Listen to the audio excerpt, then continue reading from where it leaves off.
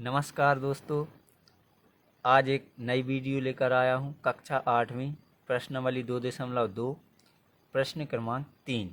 Question है, एक समद्विबाहु त्रिभुज का आधार 4/3 सेंटीमीटर तथा उसका परिमाप 4 सही 2/15 सेंटीमीटर है। उसकी दो बराबर भुजाओं का माप ज्ञात कीजिए।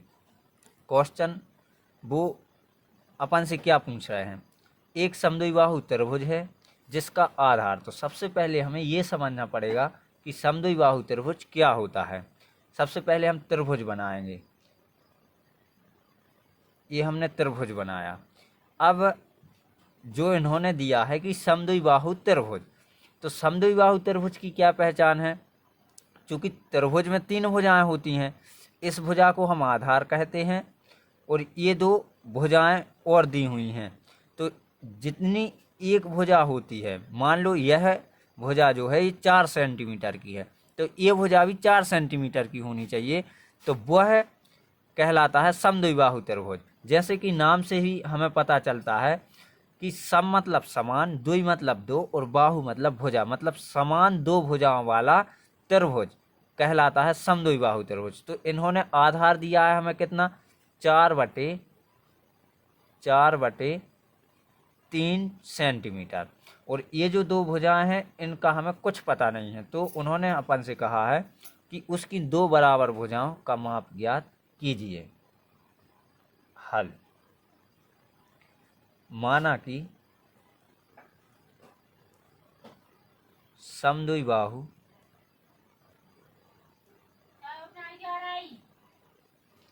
त्रिभुज की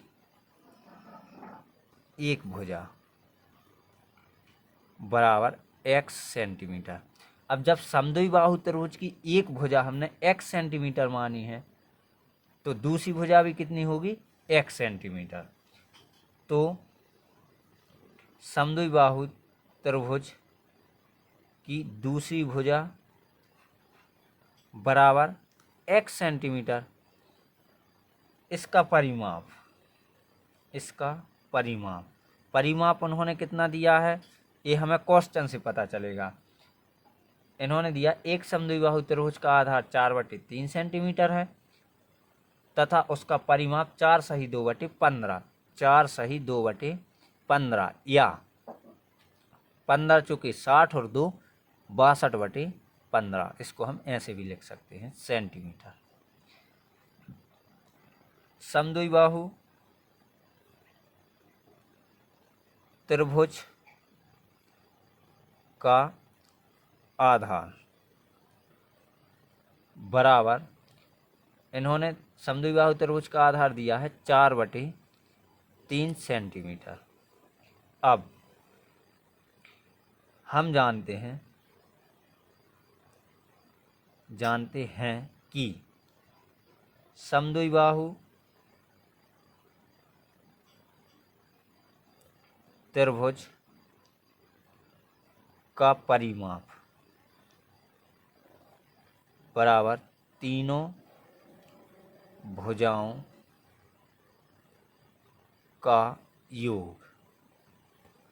समद्विबाहु त्रिभुज का परिमाप क्या कहलाता है, जो इसकी ये तीनों भुजाएं होती हैं उन तीनों का यदि हम योग कर दें तो वह समद्विबाहु त्रिभुज का परिमाप बन जाता है। तो हमें समद्विबाहु त्रिभुज का परिमाप दिया है 62/15 बराबर तीनों भुजाओं का योग कितना होगा, एक भुजा ये है, एक भुजा ये है और एक भुजा ये है, मतलब x धन, चूँकि योग करना है तो हम धन का चिन्ह का यूज करेंगे, x धन 4/3। अब इस पूरे को उठा के हम इस साइड करेंगे और इस पूरे को उठा के उस साइड, तो x धन 4/3 बराबर 62/15। अब यहाँ हम क्या कर सकते हैं, x और x को जोड़ सकते हैं, तो कितने x हो जाएंगे, 2x बराबर 62/15, और ये जो 4/3 है इसका हम पक्षांतर इस साइड करेंगे तो क्या आ जाएगा, अभी ये धन का है और इसका पक्षांतर करेंगे तो काय का हो जाएगा, ऋण का, ऋण 4/3, तो 2x बराबर। अब जब परिमेय संख्याएं को हम घटाते हैं या जोड़ते हैं तो उनके हर समान होने चाहिए। तो चूंकि इसके हर समान नहीं है तो हमें हर समान करने पड़ेंगे। यदि हम 4/3 में ऊपर नीचे 5 का गुणा कर दें तो इनके हर समान हो सकते हैं।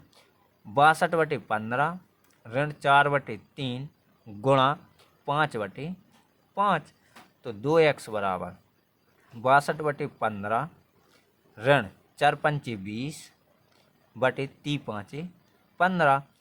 आप देख सकते हैं 15 ये हैं और 15 ये हैं, दोनों हर समान हैं।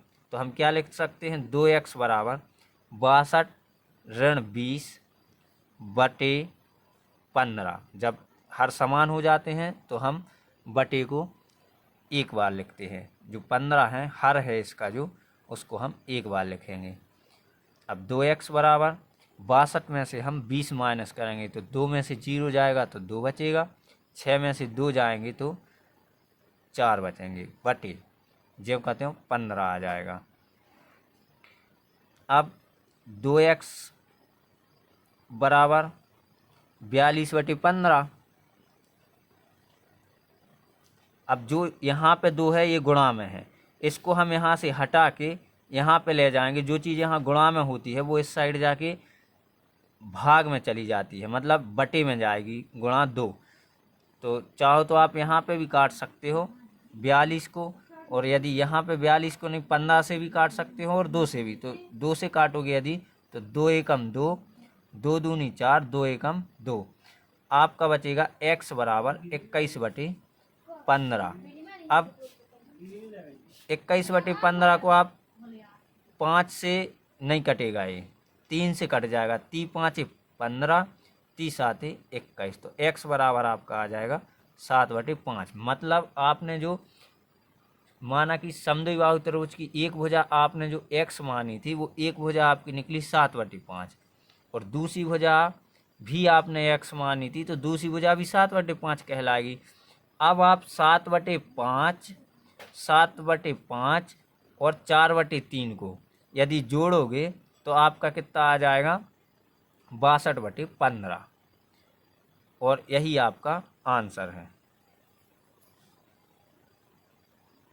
धन्यवाद।